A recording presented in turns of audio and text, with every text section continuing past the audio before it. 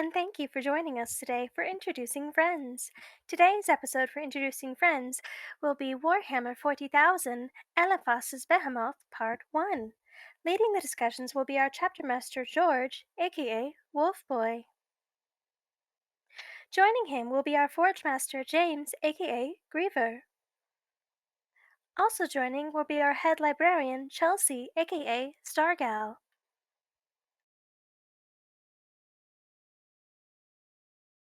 So, everyone got out of that fine?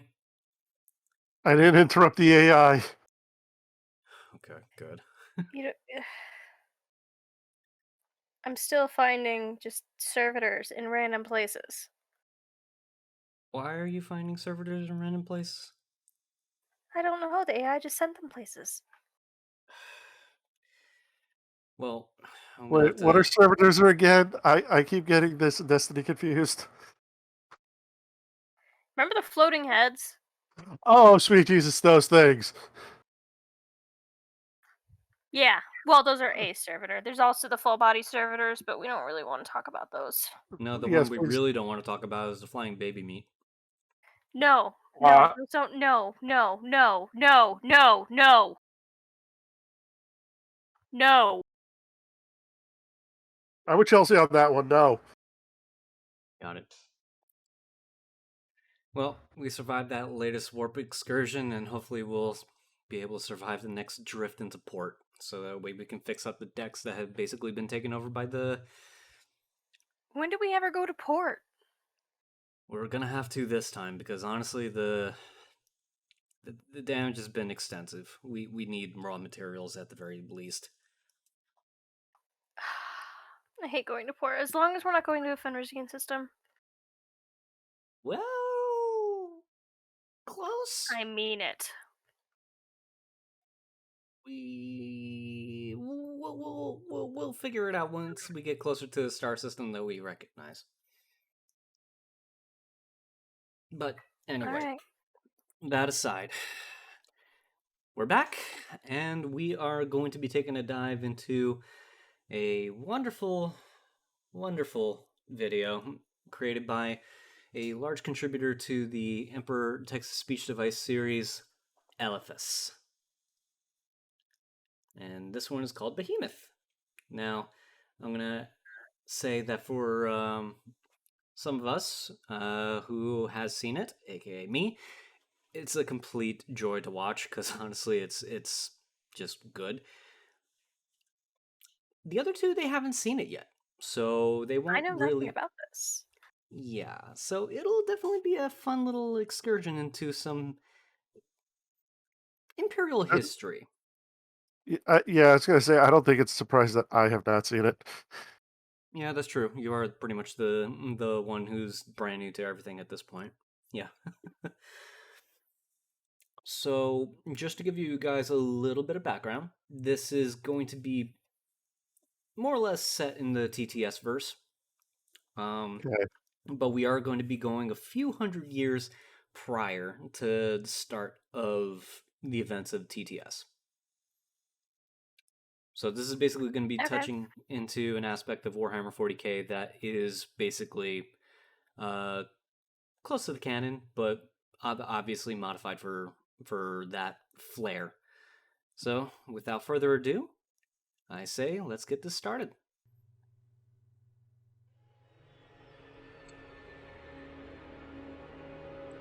If you ever gave a shit about Tyranids, then prepare yourself for Behemoth, Rise of the Great Devourer's first terror. I'm gonna go out here on a limb and say it has something to do with Tyranids. Very good. Very observant. I have a dumb question. Can you pause Yep. it quick? Sure. Is the word pronounced Behemoth or Behemoth? I would say Behemoth. I go by Behemoth. It's just easier for me to say. Behemoth, I've heard it said that way too, but I've heard it both ways, and it's just now occurring to me. Which is the actual way it's pronounced? I think it's Behemoth because that's the way I've always heard it. You're actually the first person who I've ever heard say behemoth. I've heard both that and yeah, I've heard both things. So I'm not quite Mm-hmm. sure. I was No. gonna say behemoth sounds very biblical, though. Yeah, I can kind I Hold on. can kind of hear it. I need to do some research. Hold on. Okay, holding on.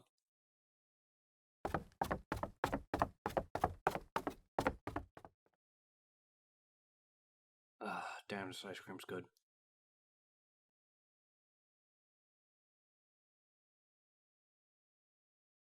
He's hot in the shop. Okay, so the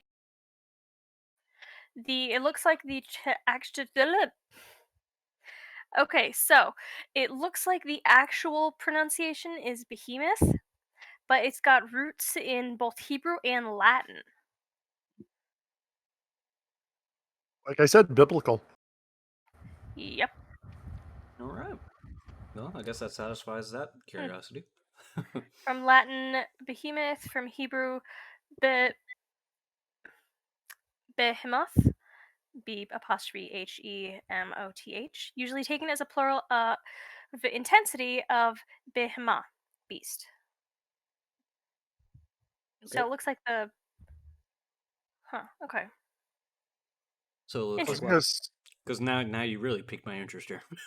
Hebrew word is perhaps a folk etymology of the Egyptian pe pehemau, literally water ox, which is the name for hippopotamus. Well, of they the are homicidal vicious. water horse. Yeah, homicidal water horse. Mhm. Shout out to Hood Nature. All right. So I just got real curious then, and the curiosity needed to be sated. Okay. Hey, you are the ship's librarian, so Yes, I am. I was gonna say, it does actually kind of make sense in that regards to the whole like water, at least the water ox part of it, because in Final Fantasy, usually behemoth is usually a great beast, but it's usually a horned not. beast. Yeah, it's usually a horned beast on all fours, looking like just a very roid raged out like cow or something. Well, more I know. An appropriate description for a hippo. Yeah. Sure. All right, let's get back in.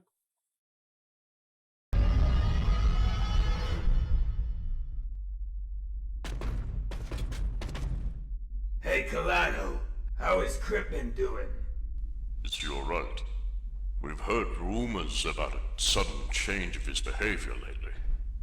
Oh, well, I'd say he's fine. Or almost. Oh yeah, is there any problem? Well, truth be told, he's been very stressed recently because of... This is outrageous! Utterly outrageous! It reaches a new unknown level of outrageosity! This...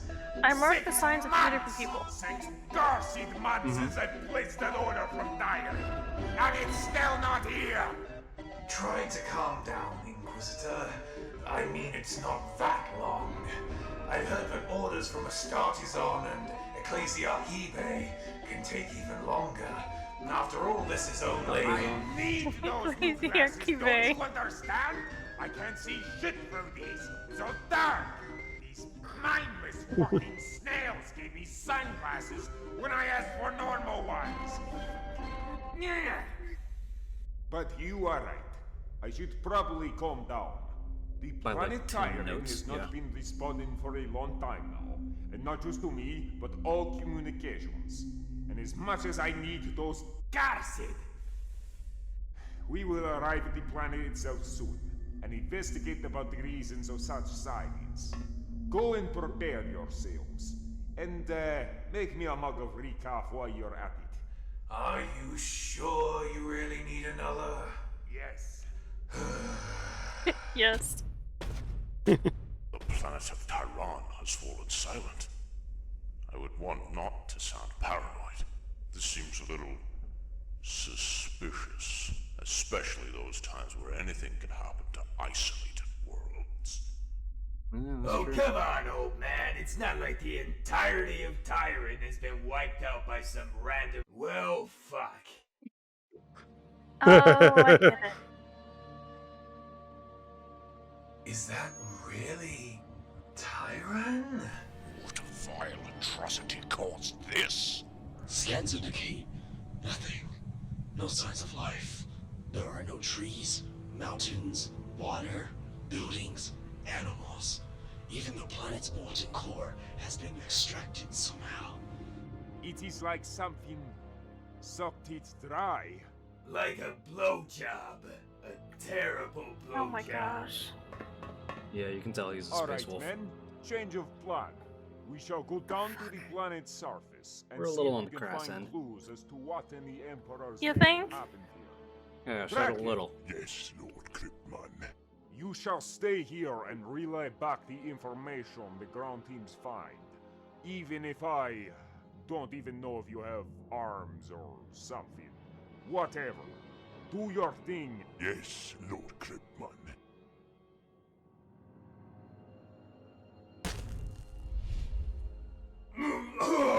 Holy Emperor nipples! There's barely any atmosphere, but what little gases are left smell worse than the septic tank of my power armor's nutrient filter. But Good thing the stormtroopers and acolytes stayed inside. I anticipated they would have had a case of drowning due to the amount of vomit produced in their helmets. Reminds me of the planet Skator. All those horny Dark Eldars that escaped from the poop columns. Thanks for reminding me about that. That's Uh, a terrible image. I wouldn't put it past What the is this? Jukari. Inquisitor Kryptman, I have found something. What is it, Ruin Priest? These are the personal belongings of Majus Varna. That's a greater the good. person I tried to contact Yeah, during all it this did. time. Let's see. Heresy. Heresy. Important data Greater about goods. xenoanatomy. Okay. And, Oh no, that's worse. What is this? Most likely his data codex. This should provide us answers. Indeed. Let us head back to the ship to read its content. And I will keep this for private No. personal research. No. Typical xenofascist. There. It should start at any moment now.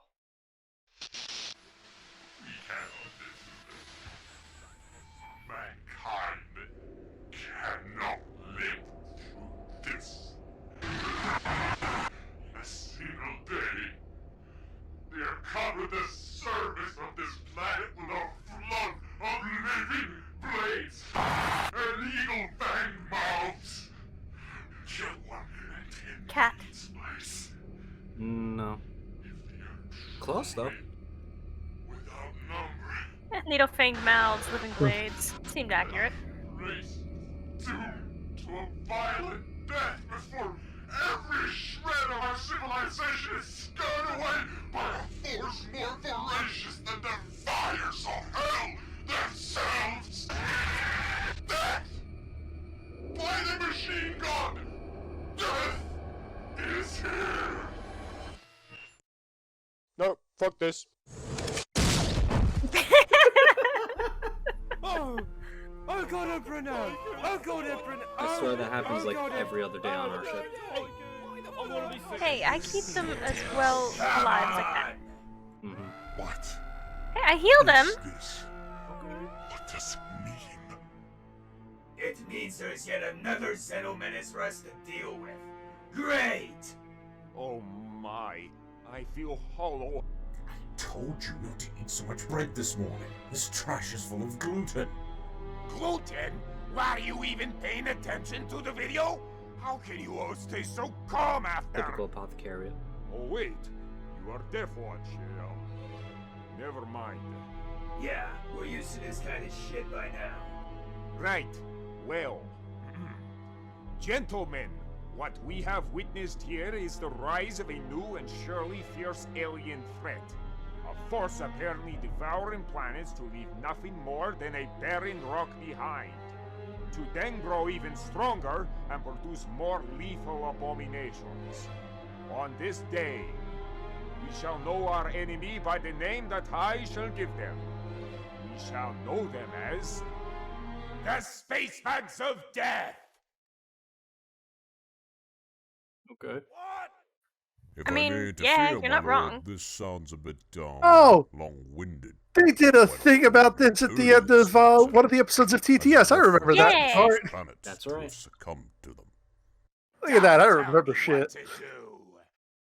Although, in fact, this isn't a bad idea. Let us use it. So as the name of the race will be Tyranid, the name of this specific fleet shall be, like this awesome monster I saw in one of my childhood color books. Behemoth! This is actually a pretty cool name for something that's gonna kill us all, I must say. Yeah, makes me feel less bored about the idea of another apocalyptically deadly xenospecies to battle. Tell me about it. Astropath, try to reach Thandros and tell them about the Tyranids and the coming of Behemoth. By my calculations, that planet is next in the path of the alien fleet. I can't.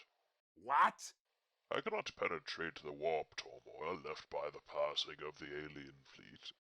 So they are obscure in our communications as well. Let us set course to Thandros ourselves. If we make good speed, we should be able to warn them before— Fucking damn it!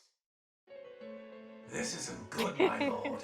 According to the path this alien fleet is following, it seems their next target is Ultramar, the home of the Ultramarines. Hey, You're blueberries are right. good We antioxidants. have confirmed the fact that we cannot outrun the Tyranid fleet. Astropath, you have to somehow overcome this Wado in the warp thing. It's the only chance we have. I told you, I cannot penetrate the warp turmoil left by the passing of the alien fleet. Do it. But I can't. Just do it. It is like pushing through a wall of iron with mere fists. But just do it, though. I told I know too many you, managers who are like I that. can Do it! Well, maybe. If I had some means to focus my message more intensely. Here. Go in that room alone so you can focus more easily. Do not worry. It will just be similar to full body constipation. Except it hurt in an incomparably superior scale and might end up killing you.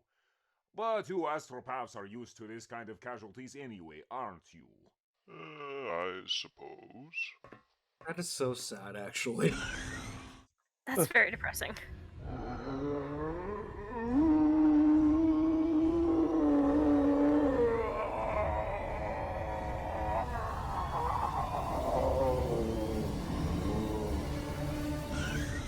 I did it!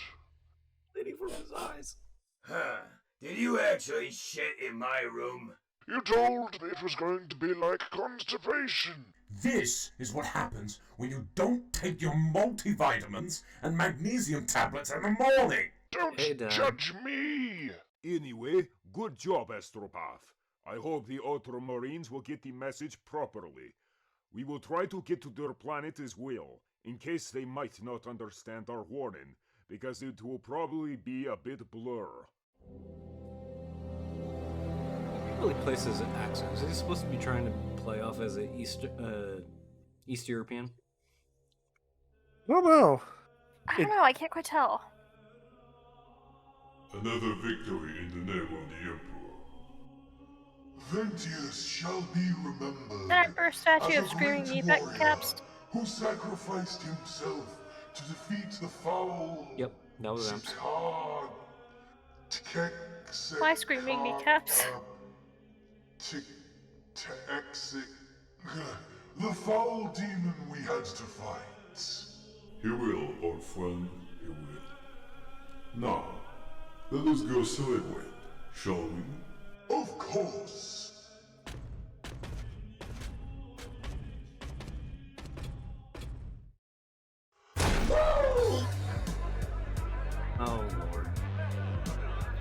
And then the sergeant said, "We made our base Oh, here, boy. so I will die here." Oh, what a retard! That shit deserved to die! Did I tell you the time I tried arm wrestling with Vanya's counter? Forget all your preconceptions of war, of prevalence questioning the turned ground. You missed us to attack before the foe even realized that the war has begun. Whatever you say, my sergeant. Honorable Battle Brothers, we have received an urgent message coming from some unidentified Imperial force. Yeah? Yes, It's funny that Honorable this Battle Brother. Ultramarine The makes a message comeback. indicates that something huge, like a I was gonna wave, say the voice coming is towards familiar. our sector, like it was going to swallow it. Very much Alpha Busa. Can you explain it further? I have no idea. It Yeah, and the indicated that cadence this used threat for this was character red is familiar and too. ferocious, and probably very nasty with a mean look and sharp teeth. Word bearers coming to take their revenge for the 795th time? Or maybe it's just a bunch of random retard pilgrims coming to fap to the corpse of Gulliman again. Are you sure it's not the Alpha Legion fucking with us like last time? Sorry, did they say what I think they said? Brother. Yeah, they The did. message cannot lie. Psychers all around the sector have been experiencing weird vibes as of recently. I hate your Imperium. Something is coming, for sure. I get it! We finally get that pizza delivery from Mars! I can only imagine how stale it must taste. Everyone, take your You know, I can see them actually doing anything for pizza. Let me speak. Of all of them, Oh, they're greetings, the most, Chapter Master Vernius Augustus Calgar. I believe Oh, this it's the word. message is a warning of something dangerous that is coming to us. We need to wait until we can Frat find boyish? information. Yeah. I Our can see that. receptors have been sensing the arrivals of an Imperial ship in the sector. This is no coincidence. They shall explain themselves when they arrive. I still believe in the retard pilgrims theory. Still This retard recap pilgrims. is probably the most unsatisfying mug I've ever had to drink, Death Watch. I was hoping far more from an Astartes. You disappoint me. Sir, with all my respect, Astartes are made for combat, not cooking. Also, it's not like we have a drink recap ourselves. Astartes must best regular humans in all ways, Marine. You have failed me. Again. Well, this is still better than staying in the most fucking depressing chapter ever, I suppose. Lord Gripman. Oh, it is you, Draken. Have you got any further in your research about the Tyranids? I have made intriguing discoveries. Hmm? Given the psychic might we have faced in the shadow of the warp, and witnessing the harmonic actions of these beasts that you can see in Varnak's records, I have theorized that all Tyranids seem to act under a single synaptic mind that allow them to synchronize, effectively making each individual part of one great entity. If we could acquire Boy, samples that's actually of interesting. these creatures, I could find out so much more interesting information with my research. Those creatures are fascinating. Of course, as long as we get more ways to stop them in the process. Yes. Another totally sane fucko, yay. Who's that Draken guy anyway? I like him. Just one of my most brilliant researchers. Wonder why. He does You a just like better him 'cause you work know the than lines, most boys. Majos. Mhm. We can count on him. Now, make me another recap. Oh, he is? Yeah. Yeah, He's he's a got a sigil on Dark his knee. Angel's sigil on his So kneecap. this is Macrage. Honestly, I didn't even see that. Makes him even better now. In the advance of the High Fleet. Uh-huh, Oh. for sure. Well, I don't know, maybe they were busy with other things along the way. My fellow Scots, I wanted to personally dedicate that bar to our independence, and most of all to the success of our race. Hi, what's that thing outside? What was I saying? I'm sorry. Yes, that is the only explanation, I suppose. That's so sad. I was waiting for you to arrive, Marines. Guide us to your leader. We have important information to deliver. You are probably aware of that message we sent. Guide us, please? Have you seen the face of that guy? He looks like fucking Morpheus! And why in Gilliman's glorious groin do you have that book on your head? Does it cover a third eye or some shit that shoot lasers? Excuse me? Yeah, like you these two. blueberry fuckwits! They're mocking the You Inquisitor. dare disrespect the Holy course you Inquisitor would. of the Holy Inquisition? Or you should be on my side, Space Wolf. Oh, I am. But I'm just finding it funny. You'd be so upset if you took the medications I prescribed you. Not to mention Wulfboi before our arrival. What's going on there? Who is this? Are you the ones? Oh, you must be the Chapter Master Marnius Augustus Galgar. I am Lord Inquisitor Cryptman of the Ordo Xeno. I have traveled far in order to warn you of a new threat, fiercer than ever, that is coming for you. All right, Inquisitor, come with me. Oh my gosh, he's so small next to Kalgar. Tell me what you know. Oh, Kargar is in Terminator armor too. An alien That would explain threat it. is risen from beyond the abyss. A swarm so vast that it blots out the stars. This horror fights neither for power nor territory, but rather to feed a hunger so insatiable that it will eventually devour the entire galaxy. So yes, we call this threat the Tyranids. Those things have destroyed and literally eaten up at least 2 entire well-defended worlds. They are foul insectoid xenos with fleets of murderous abominations. They basically swoop down, destroy everything in their path, and harvest all leftover biomass so that the swarm can grow in number, making the fleet even more powerful. Okay. Are you sure you are to be listening to Totally everything? unfazed. I'm totally focused. Oh, Any more information? Well, according to our research, they are bestial killing machines linked via a psychic hive mind that knows nothing of mercy, reason, or negotiation. Fight or flee are the only options we have against them. Soon, before they arrive, they will generate a massive psychic phenomenon we refer to as a shadow in the warp. It will cut off all psychic communications and leave you unable to call for reinforcements. I think this is pretty much everything we know so far. Fine. Now get off my marble palace before you make anything dirty! Oh, thanks for the warning. Sure. Ultramarines. Master Calgar, enemy forces in our perimeter. Where? Nearby, but they were on the move. Current location unknown. There is no time to be lost. Battle! Wait. Were we about to make a terrible anachronistic reference, weren't we? Oh, oh, you made me realize before it was too late. Thanks. I feel kind of bad about it now. It's fine. At least we stopped it before we wasted more time. So, fellow Ultramarines! Instead of making a useless prep speech because your morale is already fucking unbreakable, I will remind you all of the task you're all to hand. When you see the enemy, you fire at them with everything you have. And in fucking air! Weapons will certainly slow them down, but we, on the ground, will have to finish the jobs ourselves when they will dare to step their foul little buck feet on our awesome planet.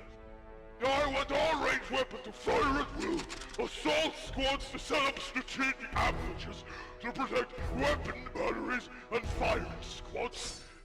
Does a chapter have a specific work rate? I remember why. Oh well. Courage and honor, sir. For the Emperor! Courage and honor, sir.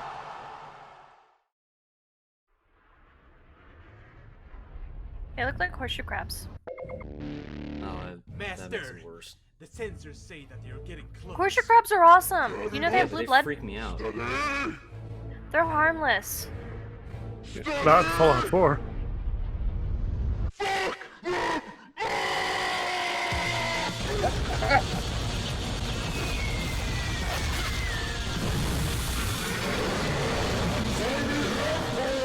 That's not a horny crab. No. No, it is not. Hold fast, men of Ultramar!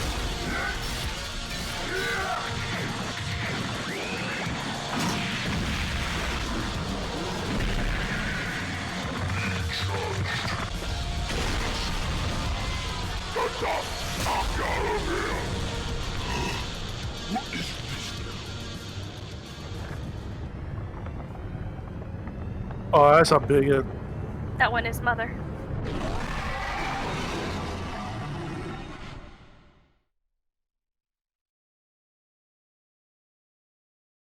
And there we go. That was the end of part 1. Awesome.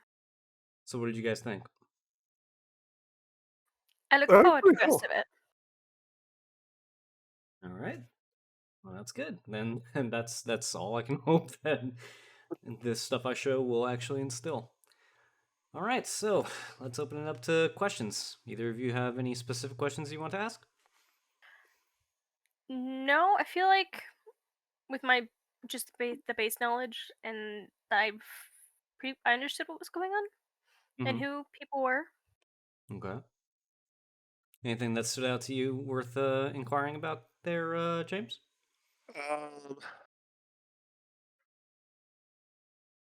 I'm honestly drawing a blank because I can't remember if it was actually originally discussed or not, but where did the Tyranids actually come from? Good question. You know where the Reapers come from? In Mass Yeah. Effect? Yeah. Yeah. Oh, just deep dark space. Got it. Yeah, deep dark space. We don't know where in deep dark space, but it's heavily hinted that they probably cleaned out other galaxies that they came across along the way. But Ah. the defense of our galaxy is we have orcs And Necrons. and Necrons. And Eldar. And Dark but Eldar. Wait, would the Tyranids eat Necrons because they're all metal? You know, funny enough that you asked that.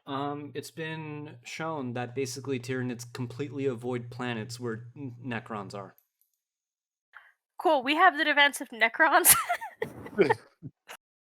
I wouldn't really necessarily call it an advantage though, because in the rare cases where they actually did touch down, they woke up in the tomb world, thus waking up the Necrons to become a threat to all neighboring star systems as a result of that.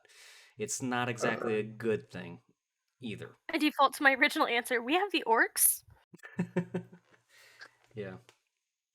Okay. Anything else that comes to mind? Mood kindred. Good old Barneus Calgar there. He's fun. Yeah, I really like the angle that they went for Calgar in this series. It's just hilarious, and Carl the Deranged just does a great voice for him. Well, and it'll be interesting to see more of the Tyranids because the most I've seen of them in depth was I saw a speed painting. Well, it was just a time lapse, sped up video of somebody doing a mini for a Tyranid, and that was interesting. Okay. Yeah, well, we'll definitely touch more on the Tyranids with the lore dive that I'm about to do. Okay, well, if that satisfies the immediate questions, then let's go ahead and break this episode down so that way we understand everything that's going on.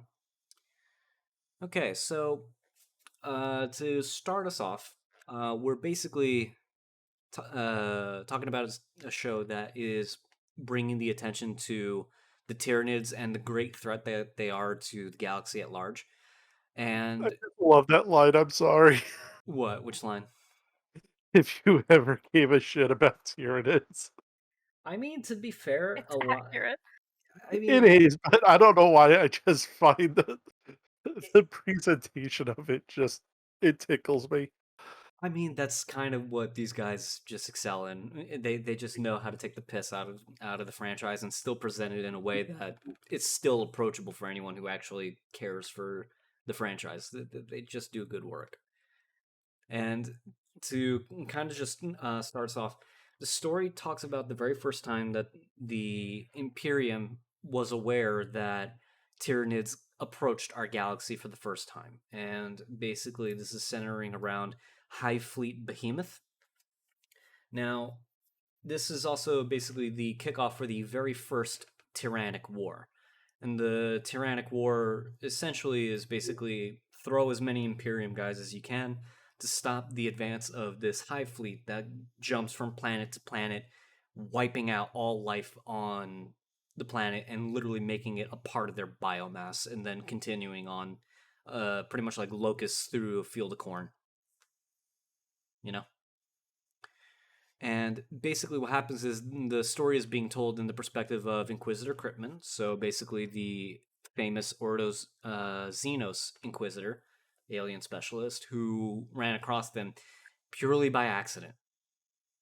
And while this comedic setup goes for him saying, like, I need actual glasses instead of sunglasses, the reason why he ends up going is due to the fact that they haven't heard any communications from Tyran in so long that it prompted them to just throw in an investigation just to see if everything's okay with the explorators that were on Tyran at the time. Now, Guys, are you okay? You didn't yeah, answer my text. yeah, basically that's a good way to sum it up. Yeah. So Tyran particularly was a planet that is basically a giant ocean planet with very few land masses, and at most, it technically only had about like a few hundred Mechanicus explorators who were basically exploring the planet to see if they can tap resources from it. Hence why the Rune Priest was basically saying that the planet is just so well isolated because it's just in a part of space that hasn't been fully explored by the Imperium at that point. And that's why he said just about anything can happen in basically the wild galaxy at that point. And what's interesting is the fact that Tyran was also a planet that was populated with gigantic Leviathan class creatures in the ocean. So we're talking about stuff that on average would basically put the blue whale to more or less shame in terms of overall size. The Tyranids came to that planet and literally just wiped out all life that was on it, cleaned up everything down to the oceans itself, and sucked the planet dry of all resources before promptly leaving. Now, by the It's that time... delicious soup. What was that? Making a joke, I was just saying they got that delicious soup. Yeah, yeah. Good old Leviathan soup. Who doesn't enjoy a bowl full of that on occasion, huh? Uh, um, so basically, what happened was by the time that Cryptman and his retinue actually showed up on Tyran to, basically poke and prod and see what's going on, it had already been 6 months since the Tyranids had come to the planet and left. Wow. Yeah. So the Tyranids basically had a large leap in terms of time between their next conquest. So, yeah. Going into the episode as well, we can basically see these Astartes that are assigned to his retinue as well. And as we've pretty much pointed out, I pointed out that the gentleman with the axe here is basically a space wolf. And the things that give that away is due to the fact that he has the wolf pelts and he has the axe. And you can almost see the wolf's head crest on his, power axe that's on there as well. And if you look over here, we have Kalato, or yeah, Kaledo. He's basically a dark angel who's part of the Death Watch as well. Now, what the Death Watch are is basically a unit or kill team of Astartes that have basically been pulled from multiple chapters and assigned to basically work in service of the Ordo Xenos to deal with alien threats. They were first organized during the War of the Beast, which is a point in Imperial history where basically the greatest orc force basically just flooded the Imperium and got to Earth, or Terra specifically, and threatened the existence of the Imperium just outright. And they were formed to create small kill teams from multiple chapters, because most chapters have basically been devastated from their fights against the orcs, to organize fast, mobile responses to kill war bosses and to kill any supplies that the orcs were using to keep their war effort as strong as it was. And it was so effective that the Inquisition basically made it a permanent part of their doctrine.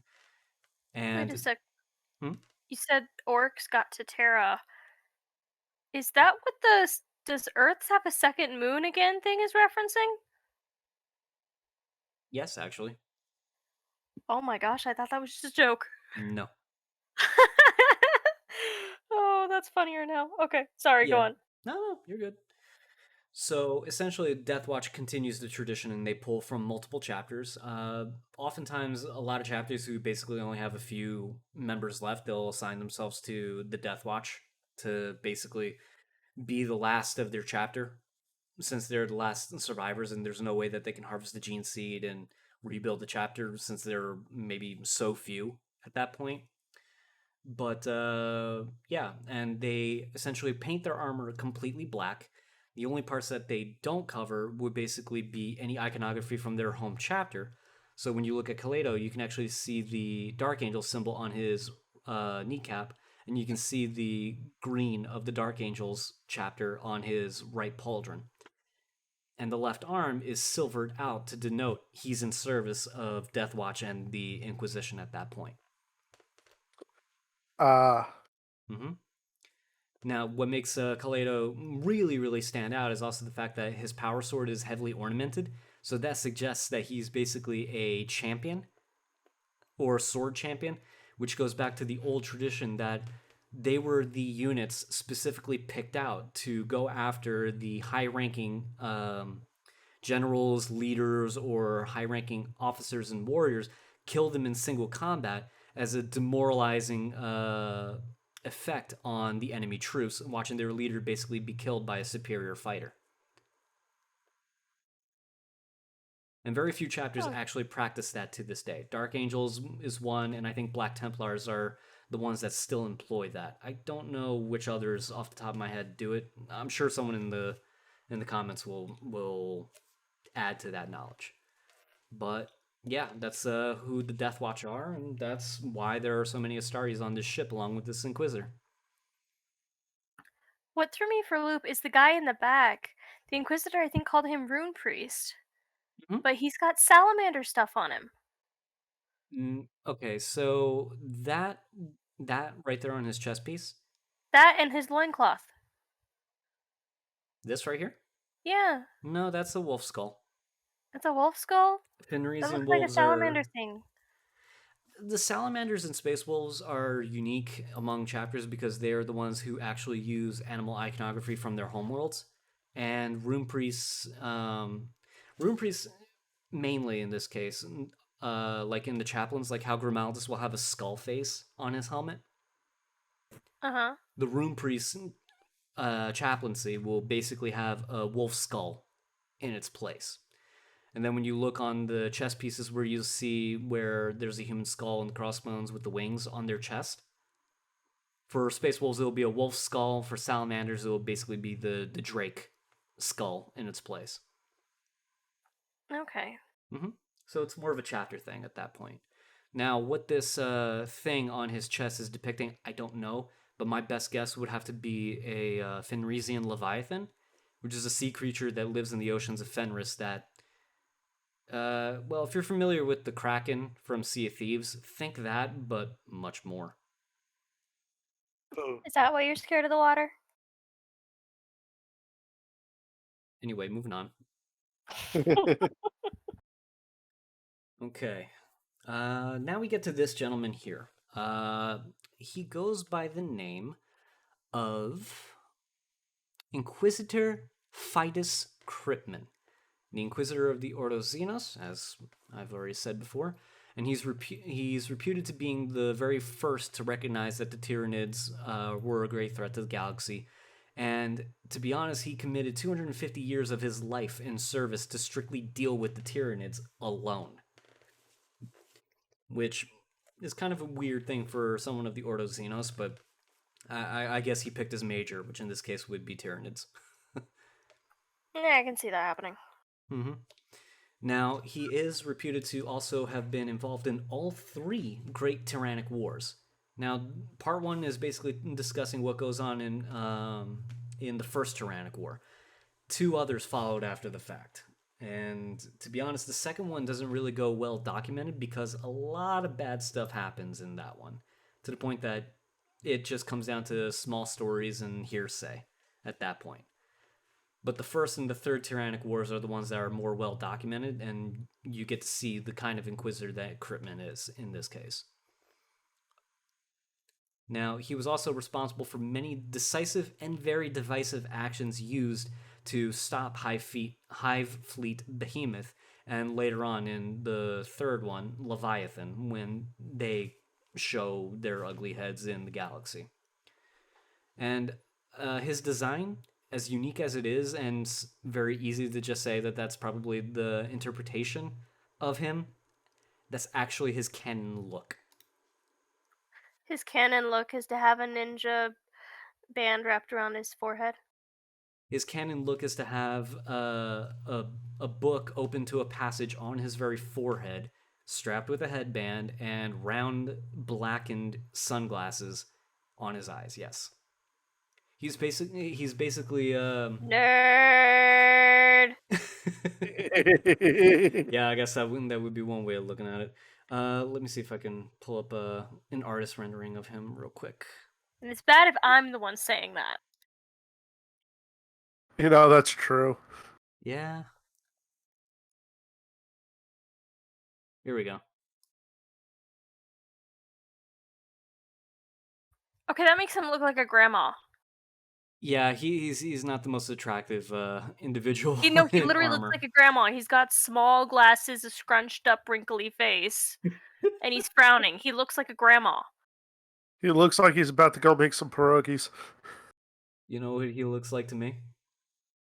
What? I'll give you a guess. It's Always Sunny in Philadelphia. Don't you dare do that to Danny DeVito. It looks like cracked up Danny DeVito in Inquisitor armor with a book strapped to his forehead. Danny DeVito. Jeez. Danny DeVito deserves better than that. Come on. I know, but still. I can't unsee it after looking at him like that at that point. But yeah, Inquisitor Cryptman, he's infamous, and he's basically respected in terms of his knowledge of how to deal with the Tyranids. But some of the lengths that he goes to in order to basically eradicate this threat are rather extreme, even for Inquisitor levels. And we've seen the kind of extremes that Inquisitors are capable of. Yep. Yep. Okay, so I've seen the sunglasses and I can't help think of Caesar. Caesar? Yeah, he's the first person recorded to have sunglasses. They were made out of thinly sliced quartz. He would use them to watch the gladiator games. I don't believe that for a second. Really? That's a thing? Yeah, look it up. Look it up. Caesar sunglasses. I freaking dare you. Caesar sunglasses. Hold on. I'm getting a whole lot of offers for sunglasses. Ba, ba, ba, ba. Maybe it wasn't Caesar, it was an emperor. You mean this thing? No, not that one. Please hold. Holding. He does look like Danny DeVito. I love it. Things you can now not unsee. What was that? There things that you can now not unsee.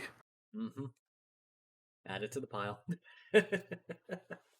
Information found. Accessing.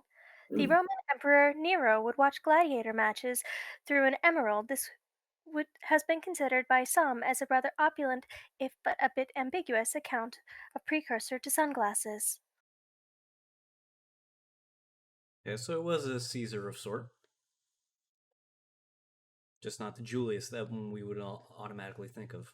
No, I knew it was some Roman leader, but yeah, sunglasses originated then. So yeah, that's Inquisitor Crippen, and that's all that I can talk about for now, considering what has been covered. Let's see. Um, yes, the limitations of the astropath. Okay, so one of the things that they basically touch on in this is basically a phenomenon that's actually called the shadows in the warp. So to kind of briefly cover what that is, think of radio static, where if you get too much interference, you lose your radio station and you're basically hearing someone else's conversation, or there's a conflicting signal. If enough of that Okay. is going on, that's essentially what's happening in terms of what anyone who's attuned to the warp is experiencing. And when the Tyranids come by, the hive mind, in relation to its drones, sends out so many signals to control each individual drone to give it a specific order on how to operate that it causes a sphere of interference that anyone with a connection to the warp essentially feel wrong. The vibes just essentially just drive them mad, and it feels like there's a constant sound of static, like on the television, playing in their heads, scratching at their minds. I'm sorry. You said vibe, and my brain immediately played a TikTok sound of "What's this? What's this? I don't know what's this. Ah, bad vibe." Okay. You're gonna have to send It's me that clip. funny. You're gonna have to send me that Yeah. clip later. So essentially, psychers, in essence, they suffer when exposed to the shadow of the warp in this case, and if they try to force themselves to go past the interference to make contact with the warp, they essentially are risking their minds to basically being exposed to a whole lot of commands from a hive mind, or at worst, basically just frying their brains and literally their heads explode. Which is Well, why they that's want. fun. Hmm? I said, well, that's fun. Fun, not the first word that I can think of. I mean, the guy literally was bleeding from his eyes. Do they still have eyes at that point? Some astropaths do. Most Oh, don't. I was gonna say, I didn't think they had eyes. It's fine. Yeah. Although I didn't appreciate the fact that the full body constipation from the astropath had to happen in the space wolf's room.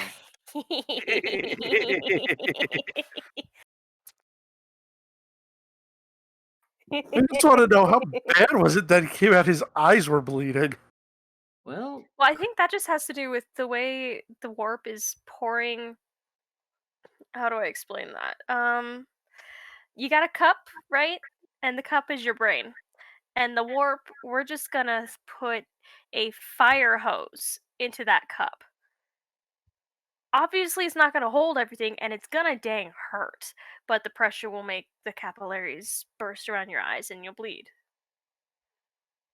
yeah. I mean, that pretty much sums it up. So, Fair. It's either that or your head explodes. So eyes bleeding is actually a better solution. No, that's definitely fair. I figured he just squeezed too hard or something. Well, there's definitely some bloody shit in there too. oh, Or poor, poopy. poor guy. Poor guy. Dude, psychers in your Imperium are so messed up. Well, wait. You're from Prospero before the fall. Technically, that you're under that umbrella. No, no, no. Because I don't have to put up with the crap that they do. And I was actually trained. Eh. At least I don't have the freaking harrowing like the space wolves do.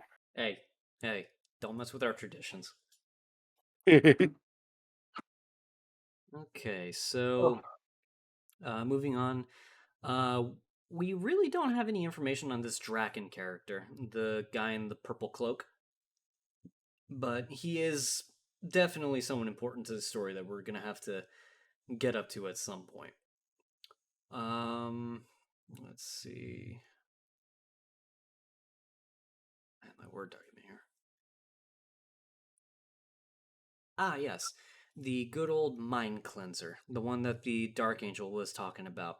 So, what happens is part of the Inquisition's retinue of tools is basically having a device that allows them to completely suppress or, in some cases, outright remove memories from the mind of individuals like Astartes or higher officials to make them essentially forget heretical stuff and to lessen the risk that they are to the greater Imperium with knowledge that would make them kind of basically lose their mind or just outright betray the Imperium. Now, it's, This shouldn't surprise me at all, but it still makes me angry. well, to be Of honest, course they would have a brainwashing thing. well, the problem comes down to with normal mortals, it's easier really just to get rid of them because, mortals That doesn't die make and me feel any disappear by the better. dozen. True.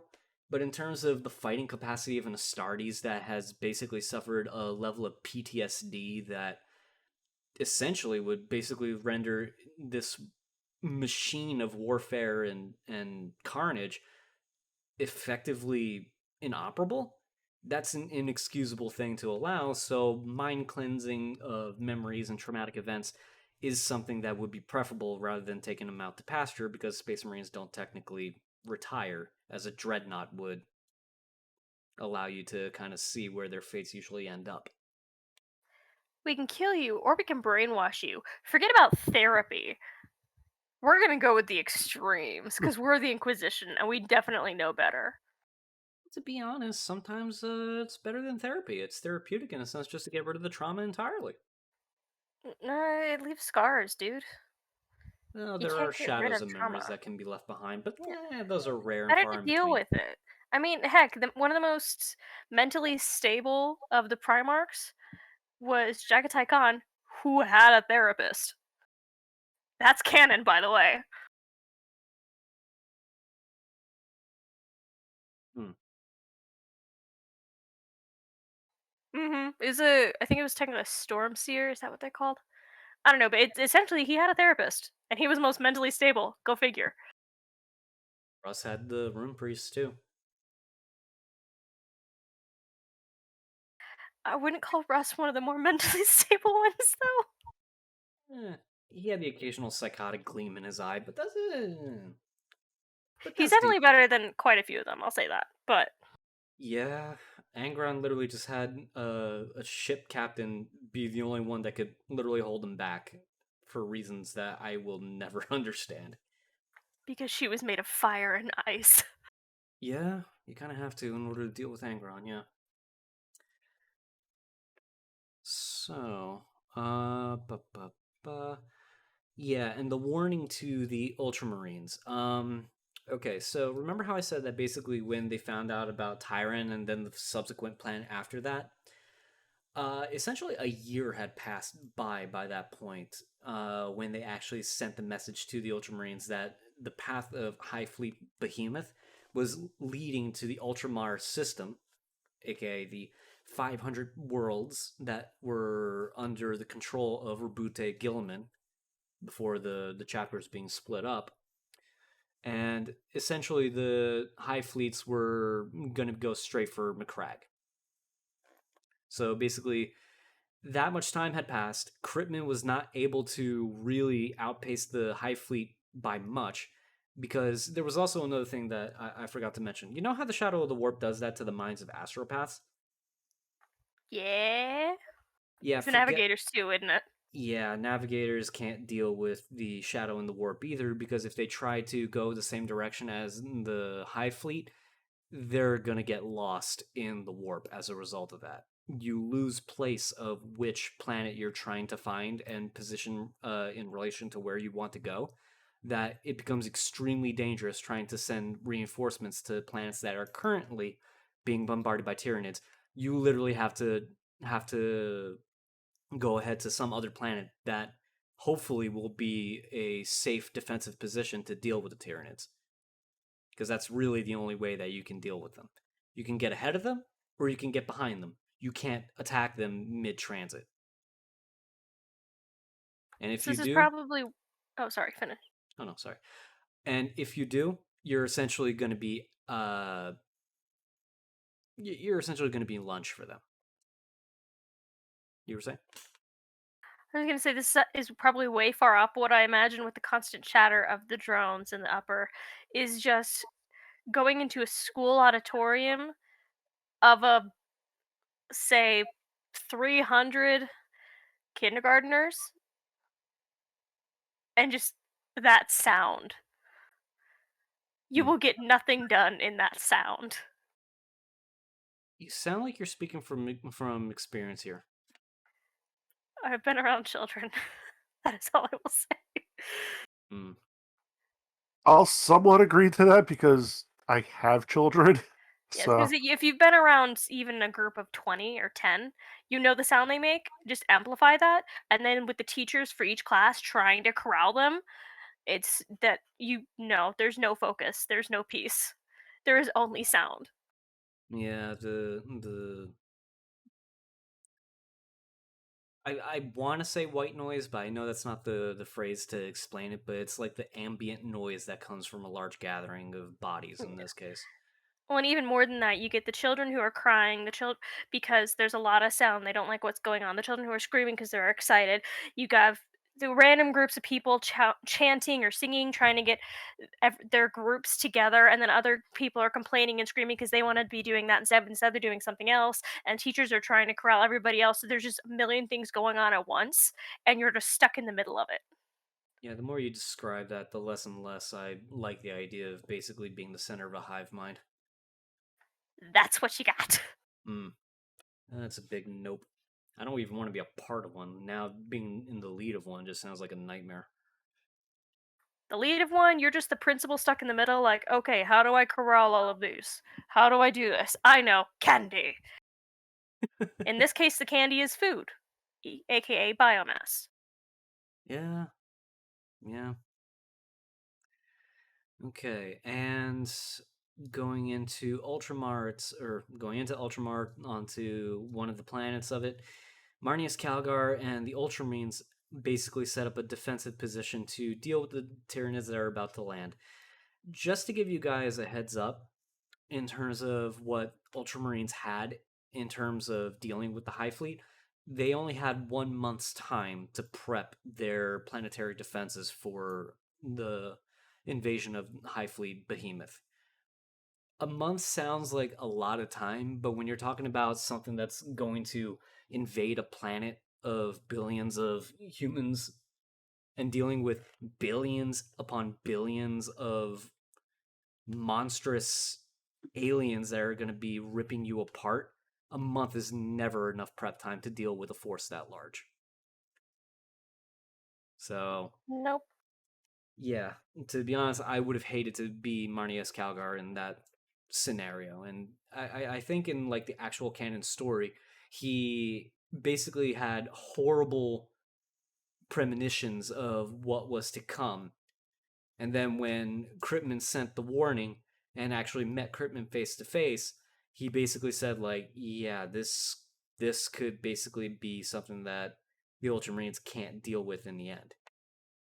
So he had that thought lingering in his mind the entire time when the first clash with High Fleet Behemoth came to be. And finally, to kind of bring the Tyranids to the forefront, What makes these Tyranids unique compared to other Nids that show up later on in the canon, the Tyranids of High Fleet Behemoth, they're actually red bodied with blue, really, really tough exoskeletons that are really, really shiny and blue. And the blades that they use to tear through their enemies are a very, very sickening black obsidian scythe that is so sharp that it can actually rip through Space Marine armor in one swing with almost no effort. Well, dang. So, no matter how many Space Marines that you have, it's better to keep the Tyranids at range and not deal with them in close quarters, because once they get into close quarters, you're dealing with something that can eat right through your armor, right through your hardened body, and no adamantine defense can actually put up with what can basically be described as Marvel's Wolverine, but mixed with the xenomorphs coming to literally rip your base apart and kill you, no matter what you put in front of them. Okay, no lie. The way you just described the Tyranids, just okay. Old person moment. Let me have it. Yeah, go ahead. The way you just described these things reminded me of the slashers from the Mutant League football game. Mutant League football game? Yes. It was Mutant League was a series that was out on the Genesis back in the day. They only did 2 games though. They did hockey and they did football. But on the football team, there was a team called the Slashers, which just basically looked like these, like they just looked like these like friggin' little saw blades on the field, and it was an entire team of them. Mm-hmm. And I remember when I used to actually use that team, I never actually won a game by points. I always won the game by just utterly destroying the opposing team by killing players, and eventually they just didn't have enough people to field, and that's how I actually won. That's unfair and cheap. It's not even a game at that point. Well, to be fair, they did have these like slasher characters on on other teams, but the slashers were literally a team of just yep, those are them. Okay. And it's like when they're standing still, they have that like kind of bipedal form and whatnot. But when like play starts, they literally just turn into moving buzzsaws. Mm. Yeah, that sounds like the most lopsided game of football ever. I love that game. I miss it. Okay, so I think that pretty much explains everything that was worth covering in Behemoth Part 1. So think I think this is a good place to stop for now. Because then once we get into Part 2, we start seeing a little bit more movement of what the story carries into. So that way we get a little more taste for the TTS flavor. Haha. It's quite a good. I do love the balance that TTS and all the clever writers, all of us including, give, where there is some canon, they do tell a story, but there's humor to it, so you can laugh along the way. Mm-hmm. It's a very friendly way to enter into the whole lore. Because if you can at least chuckle about it and not take it too seriously, it becomes way more inviting for someone to just kind of appreciate the massive scale of it all. Yes. Yeah, you really can't be like too grimdark about it, but you know, it is a staple for the franchise. But if you're going to expand it to others, you kind of need a little bit of brevity and a little levity.